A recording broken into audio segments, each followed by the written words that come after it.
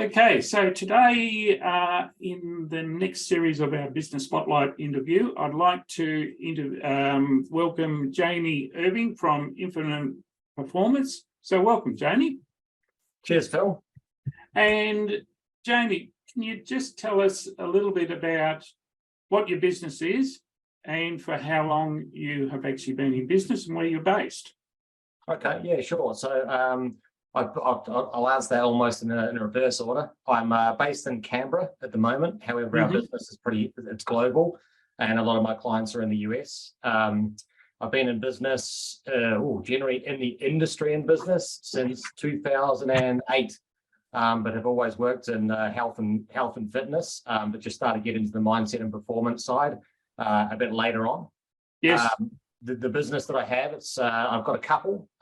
Firstly, the Infinite Performance business, and I've got a new one that I'm launching next week, which will be called Be Real Results. Right. So basically, I'm a health and performance coach. As I said, I help people all over the world, generally achieve their health and performance goals, and not just in the short term, but also for life. We do this sort of through a unique framework that combines a lot of the world's leading frameworks, methodologies, tools, techniques that I've pretty much spent a lot of time traveling the globe to learn all these methods from the best coaches and the best consultants that I could find.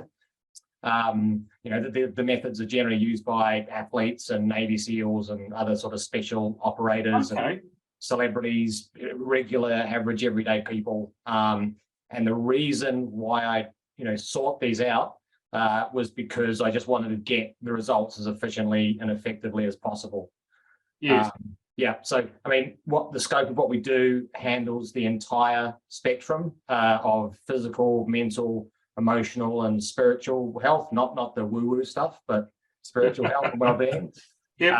And we cover 5 pillars of health, which I sort of define them as, mindset, movement, biochemistry, which incorporates nutrition, breath work, and also recovery techniques. Right.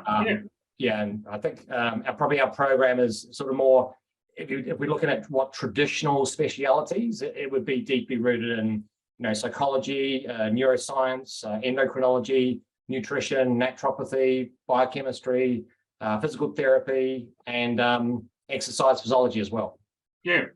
Well, it is just so important, particularly when you're in business, and is that you're covering all of those things, just so that you can be in the peak performance for, achieving the things that you want in business as well. So, the health side of it, really important. So, tell me, how did you actually get into this business?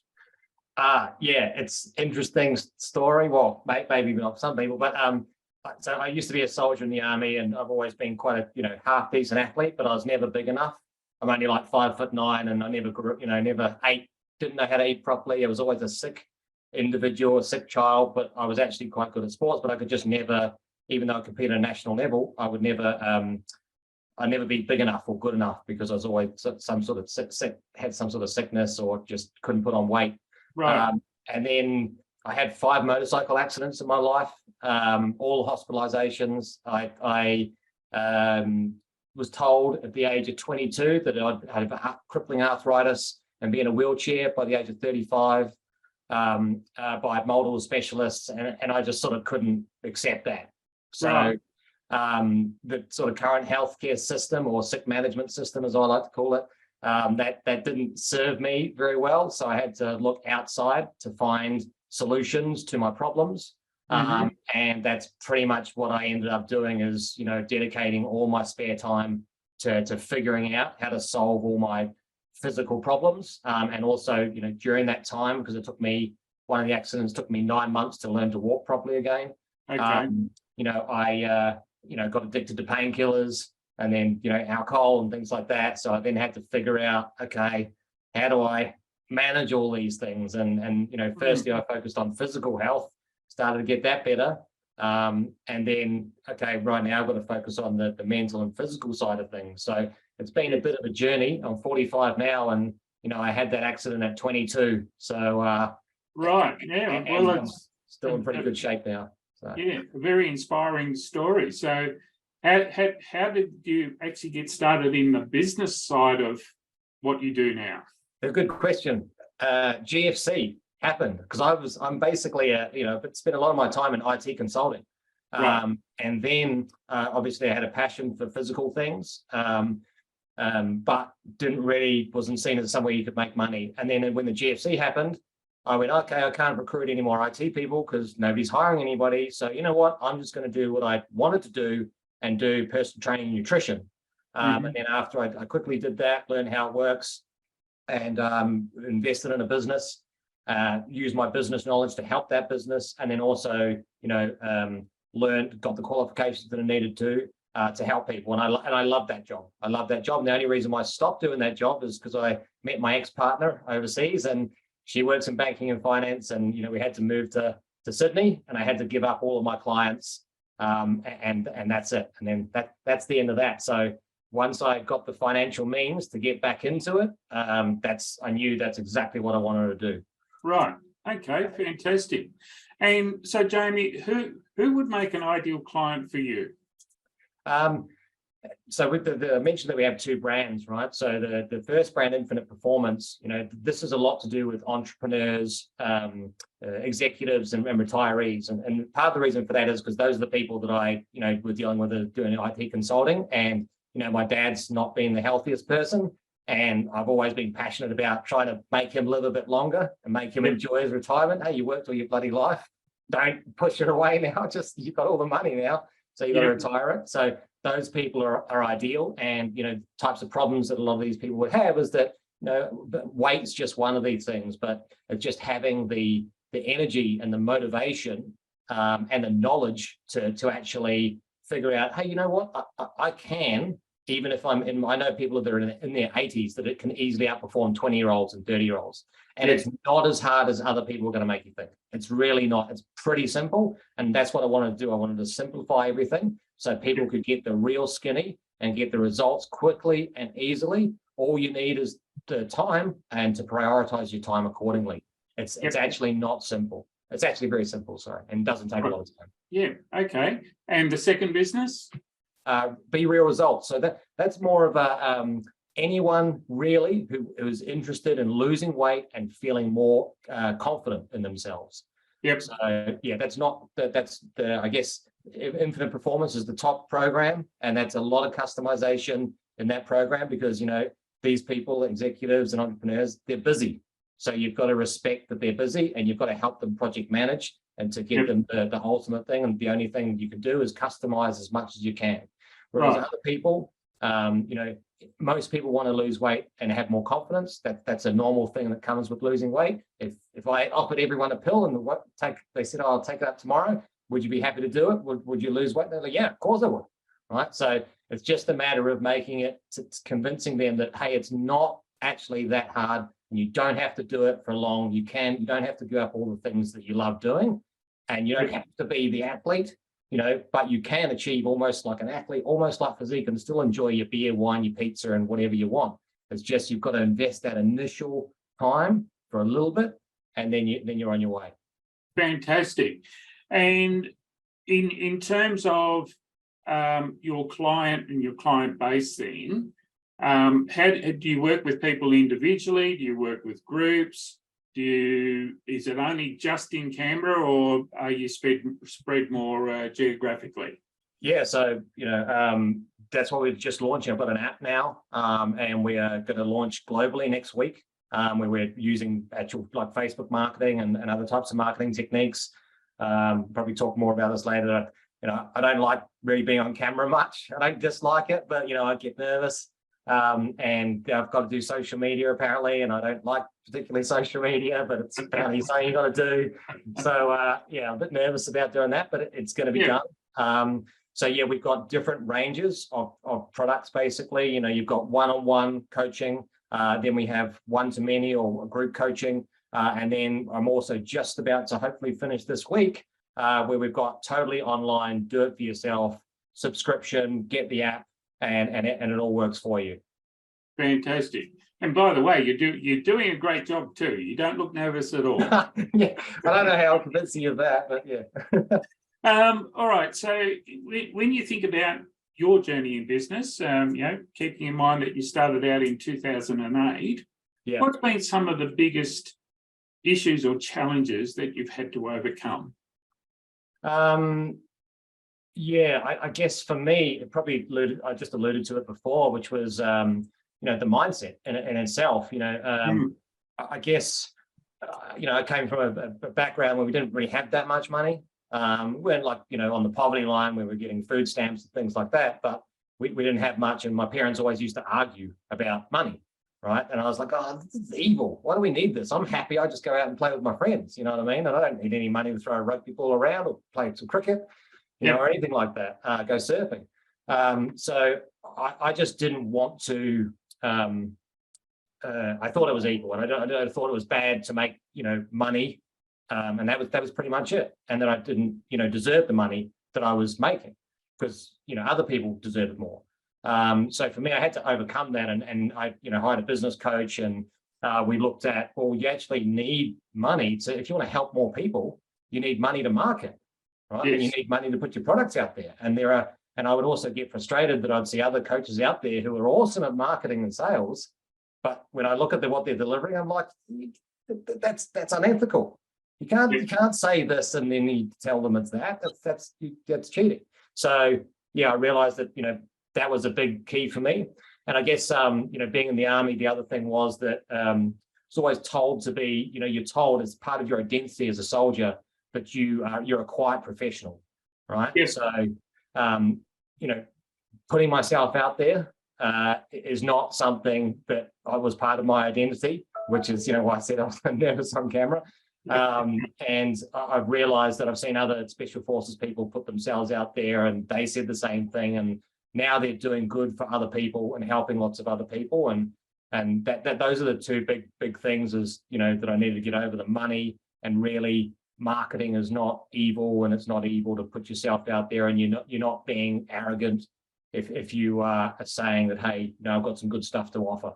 Look at some very, very important lessons, Jamie, and not too dissimilar to my own story as well. So it's one of the things that I've had to learn how to do as well is do Facebook Lives. And you did a great job. I did a job. That's good. And I can recall when I first started doing this, if I was going to record something, it'd be 20, 30 different takes. Whereas, once I got over that mindset of, hey, you can do this. Yeah. And now I'm pretty comfortable just recording it in one, maximum 2 takes. So that's you probably sound a bit like me, like particularly coming from that corporate world where I'm pitching like for $10 million, $100 million, projects for software projects for banks and governments. If I don't get my shit right, it's not going to be good. You know what I mean? I'm not going to get a deal. So I have to sit there, go, oh, what could be wrong here? What could be wrong? It's got to be perfect before I deliver it. Yeah. And that's not really the world, apparently, when you're doing Facebook marketing. So, that's decades of that mindset. And probably that's been one of my biggest struggles, and one of my my guiding principles for this year was to don't let perfectionism stand in the way of the good, essentially. Yeah. Look, I couldn't agree more with that. And one of the best bits of advice that my coach ever gave me is, he said, Phil, it doesn't have to be perfect to get started. Yeah. The important thing is just get started. Because everything will flow, everything will fall into place once you start to get some momentum. So without momentum, nothing happens. That's right. And your brain, your subconscious, is going to think of every excuse as to why you shouldn't just get started. Like that's the thing with procrastination, right? Yeah. And that'd be another thing that, Andy McNabb is an ex-special forces soldier who written, a famous author. I read one of his books, and his solution to procrastination, and his quote was, just get it sorted now. And I'm like, okay, pin that up on my wall. Just get it sorted now. Stop making excuses. Get it done. Yeah. Look, we could have a great chat about this procrastination thing. I'm a master at it. Okay, so do you have any favorite quotes or sayings that keep you focused every day on what you need to be doing? I think that one that I just mentioned is exactly it, because I think procrastination, it's your subconscious is trying to protect you from things that it feels scary about. Yes. That's what's happening. Your nervous system's all wired up, and it's going, I've got to do so. I don't want to do this thing, right? I've got to fight or flight. What is it? And so the breathing and then reciting the same thing, and that quote that I use, which is "Get it sorted now." Yep. I just play that, and I look at that, and I go, yeah. And then that sends me back to my military days, like, oh, yeah, sorry, Sergeant, yeah, on my way. So any other quotes that you find inspiring? Health is the new wealth. I think that was Emerson wrote that. Is a famous American philosopher. And I think that there was a poet that actually wrote that earlier than him, some sort of Greek poet. But yeah, I think a lot of people today focus on accumulating a massive amount of wealth. And particularly, this is another thing I notice with entrepreneurs and successful people that have wealth, right, who aren't as healthy as they'd like to be, is that for them, focusing on wealth is comfortable, right? Yep. So focusing on the physical aspects of things or the emotional aspects of things, that's less comfortable. So we've got to, if you think of, okay, well, what do I like? I like generating money and wealth. Okay, well, let's use that same value that you've got, that same belief, and being discomfort and taking chances and risks. Let's put that into health. Let's align those two values in the different areas of your life. And you can do that at the conscious and subconscious levels. Yeah, no, fantastic. And I think that's a really important lesson in itself, is that in order to grow, you have to put yourself outside of your comfort zone. Yeah, that's where the best growth comes from. And that's why people, often say, well, how come Navy SEALs, all these people are so disciplined? Well, it's because they went through a period of horrific discomfort that then rewired their dopamine systems to find those things comfortable. I remember one specific story when we were at a minus 16 degrees centigrade basic training, which was the record basic training in New Zealand, how cold it was. And I didn't used to like push-ups. And then every time the corporal would go, are you cold? And we're like, yeah, freezing. He goes, get down, give me 50. And then all of a sudden I'm warm and I'm like, oh, now I love push-ups. You know what I mean? Like, there's a classic example of just, using things to rewire your systems. Yeah, absolutely. So what's the best advice that you would give an 18-year-old you today?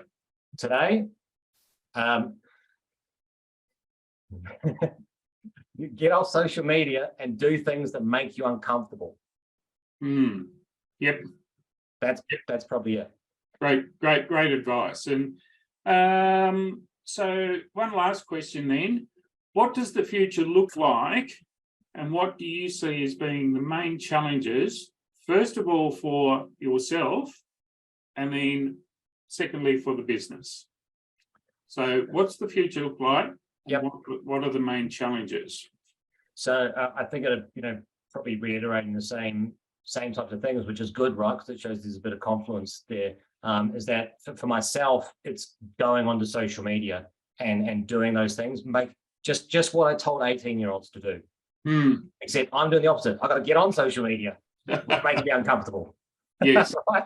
It's the opposite. Yes. So for me, it's putting myself out there on social media. That's really the big thing. And also marketing, like networking.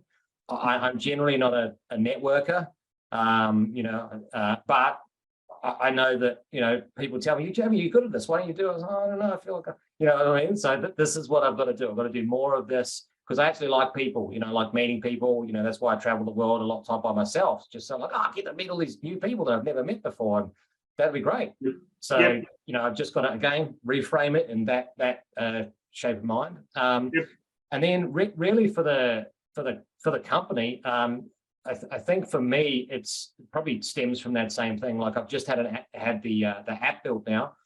So really it's building the content and the framework and then also making the sales and marketing side of it a success. That's it. So for me, I paid a marketing company because I see lots of other people. I used to trade stocks and shares, and I still do. And when I saw how Facebook marketing works, and I'm like, oh, this is just like share trading, right? Except I don't have any macro knowledge. I don't know how to use the technicals, and that takes you a long time to use, right? If you're a share trader and a retail trader in your first year, you'd be lucky to cut even or make anything. So why not pay somebody to do that for me, and I can focus on just building good content and coaching people and getting them results. So I'm looking to do licensing deals and potentially go into corporate as well, take on more people. But I think for me, it's just building that IP out is probably the biggest challenge, because I've got a lot of experience leading teams. So I'm more than happy to do that, management and project management side of the business. It's just probably me writing the content. Fantastic. All right. Thank you so much, Jamie, for your time today and just sharing what your experience in your journey in business has been. And if there was one final thing that you had to say to anybody that was watching or that is watching this video, what would that be? Firstly, I just wish everybody that's on here watching this video all the best luck and whatever you want to do. Just keep trying, keep going, keep putting yourself out there. And also, as I said before, health is the new wealth. If you can invest an hour of your time each day, you've got the right knowledge, you will have more energy, you'll become more confident. All these things are going to work. So please take the time to invest in your health, because after a certain age, it makes it very hard to get back, though not as hard as most people think. Fantastic. Great advice. Thank you so much for your time today, Jamie, and I look forward to following your journey along with you. Thanks, Phil, and thanks for introducing me to the community, and best luck to yourself and everybody else. All right. Bye now. Take care.